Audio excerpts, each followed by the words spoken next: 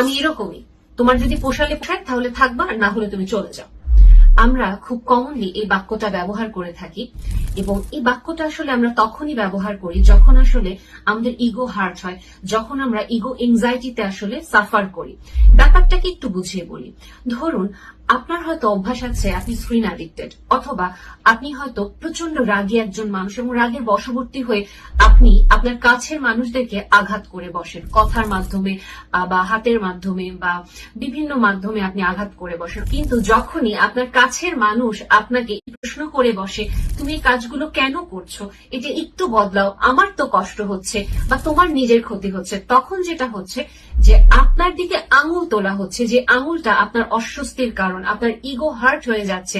এবং আপনি কিন্তু এটাও মানতে নারাজ আপনি একজন ইগোস্টিক মানুষ, কারণ আমরা কেউ নিজেকে খারাপ মানুষ হিসেবে জানতে চাই না। যারা আমার কাছের মানুষ, ওই মানুষগুলোকে আমি আঘাত